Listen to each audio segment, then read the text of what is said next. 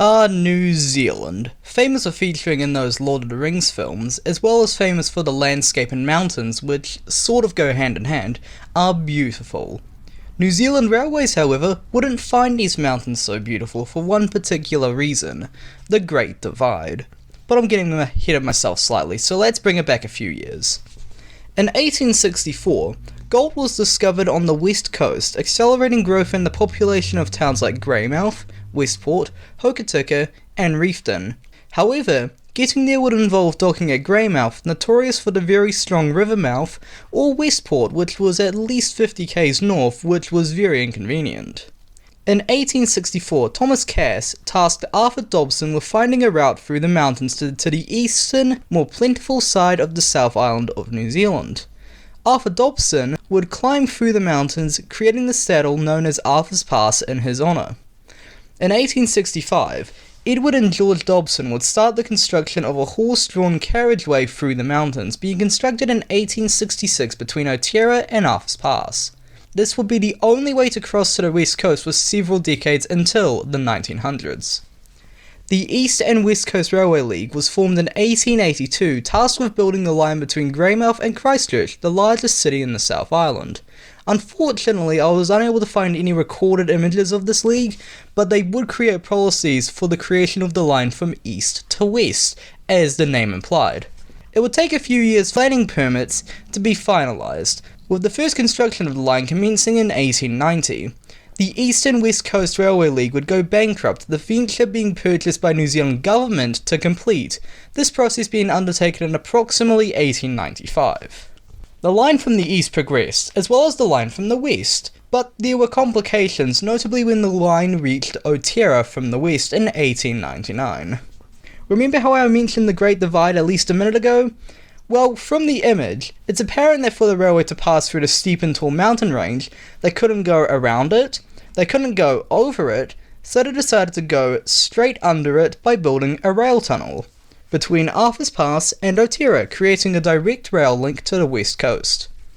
The proposed tunnel had 3 different design surveys undertaken in the early 1900s, having 1 in 44, 1 in 37, and 1 in 33 grade designs, with the latter of the 1 in 33 being proposed and chosen in 1902.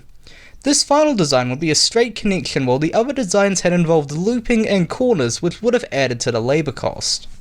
The surveying took many years to be completed, as surveyors had to trudge directly over the mountain range in a dead straight line to be accurate that the tunnel would reach Arthur's Pass. Survey markers would be placed by the surveyors to be certain of their calculations. The tunnel would be officially called the Arthur's Pass Tunnel, but it would then be officially re-nicknamed to the Otira Tunnel. John McLean and Sons would be given the rights to start the construction of the tunnel, the first blasting starting in January 1908 on the Otira side, with the Arthur's Pass side only starting in July 1909. The tunnel would have a small 2-foot 6-inch gauge railway first built to ferry material and spoils from either end, being pulled by electric locomotives using the overhead electric wires being installed as the tunnel progressed. Air was ventilated using only a 40cm pipe to keep the workmen alive. The rock formation varied through the mountains, either being soft enough to cut with pickaxe, or other times being so hard dynamite had to be used. The schedule was for the tunnel to be completed by 1912, but because of typical New Zealand fashion which still exists today, this would take a lot more years than the scheduled target. The tunnel was excavated in a few stages. First, there would be a mined by hand section enough for a man to stand in, then bracing would go up around where the men had just dug, and a new section was dug above the bracing, adding to the height. As this moved forward, the brick and cement laying the tunnel would be placed behind this construction, metaphorically placing the track in front of the engines somewhat. In May 1910, a cave-in would occur on the Arthur's Pass side of the tunnel, with 2 men trapped inside the tunnel, John Duggan and James Doyle. They were luckily rescued after 2 days' hard work, but it was a close call. The going through the Great Divide was tough, with John McLean and Sons being booted from the project in December of 1912, with the rights going solely to the Public Works Department of New Zealand Government.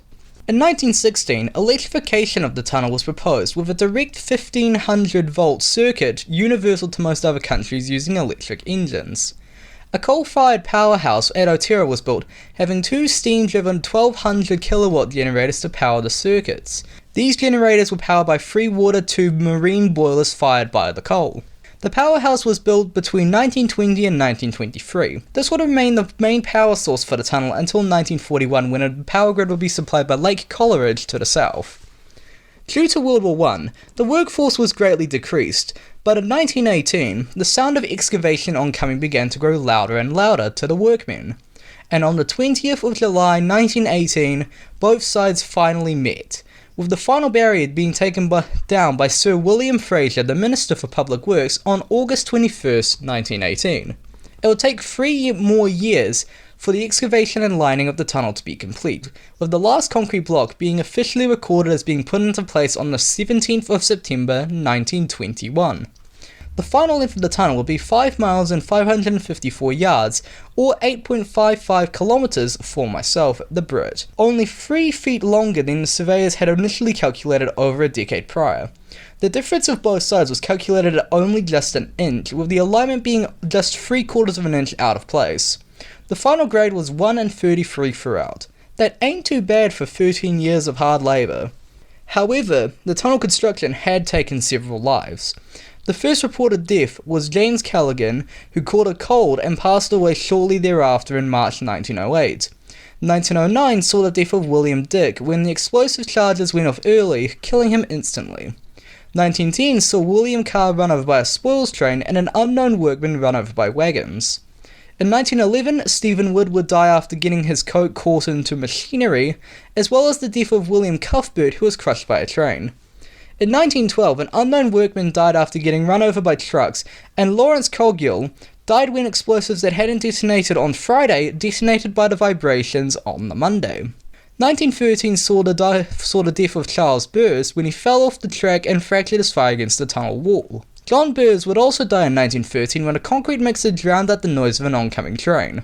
In 1916, a slip came down from the hills outside of Otira, killing Charlie Morris. Including Glennon McLean in 1910, William Martin in 1912, Patrick Toomey in 1915, and John Chalmers, the officially reported death toll of the Otira Tunnel construction would come to 15 reported deaths, a heavy price to pay for the 8.5 kilometre long tunnel.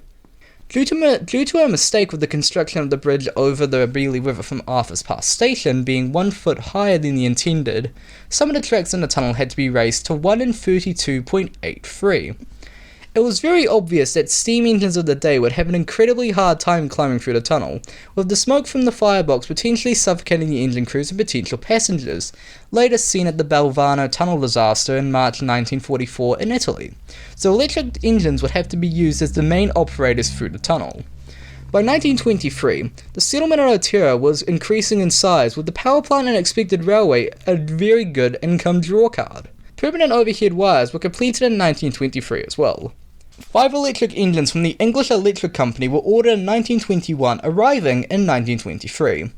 F184 would haul all 5 engines through the tunnel, being used because it would emitted less smoke than more powerful locomotives of the time.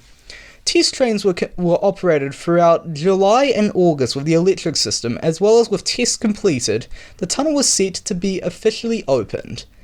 And it did on August 4th, 1923, with the first E-Class engine officially passing through the tunnel. The opening ceremony was a great affair, with many politicians making their way to Arthur's Pass for the grand opening. A 10-carriage strong passenger train from Christchurch carried over 350 people, hauled by 2 AB Pacifics, the lead engine being AB 608 Passchendaele. The train left from Christchurch carrying the then Prime Minister William Massey. A train from Greymouth brought guests to Otira in anticipation of the opening ceremony. There was a slight delay for 21 minutes as the Greymouth train to Arthur's Pass had to wait in the tunnel due to a minor electrical fault. The ministers arrived at Arthur's Pass, and after speeches from the ministers in charge, the first official electric train passed through the Otira Tunnel, officially designating the tunnel as the longest in the British Empire and the 7th longest in the world in 1923. A ribbon was held by some workmen for the train, and with the cutting of the ribbon, the tunnel was open for business. Passenger traffic was allowed through the tunnel on the 6th of August 1923. The system for operating trains through the tunnel would either involve steam hauling coal or passenger trains to either at Arthur's Pass or Otira, where the engine would be substituted with an E-class engine, later redesignated as an EO, taking the train through the tunnel. It wasn't the most efficient, but it was the only way to get trains through the tunnel. Excursion trains would require the steam locomotive to be transferred to the rear of the train and the fire to be dampened before it would be pulled through the Otira Tunnel by an EO. Throughout the 1930s and 40s, there were very few incidents. Only one earthquake in August 1943 delayed trains for 2 hours. December 1950, however, would see one more death within the tunnel, being an unknown man who would fall out from the train while in transit, his body being found by the next train, which now officially brings the total killed by the tunnel to 16. On the 23rd of April 1957, 2 Vulcan railcars would suffer a mechanical and brake failure inside the tunnel, and due to the Vulcan railcars not needing an EO to attach itself, the Vulcans began to roll backwards within the tunnel. The speed increased to an estimated 40 miles per hour when it rolled back to Otira Yard, where it was diverted into a stop bank to stop the train. Incredibly, only 1 passenger suffered minor injuries. In April 1968, 5 new electric locomotives would enter service, being dubbed as the EAs. I'm not sure why they did this, New Zealand's railway fault, not mine. The former EOs, which had been operating for over 40 years, were withdrawn one by one and scrapped over the next 20 years, except for EO3, which currently resides at Ferrymead Heritage Park in Christchurch. August 4th, 1973 marked the 50th anniversary of the tunnel's opening, with a special Jubilee train run with EAs attached to the train running through the tunnel. On the 21st of May, 1980, floodwaters would wash away tracks near Otira, killing 1 driver and damaging 3 EO locomotives still in service. An EW electric locomotive would be brought to operate while the EOs were repaired at Christchurch's Addington workshops.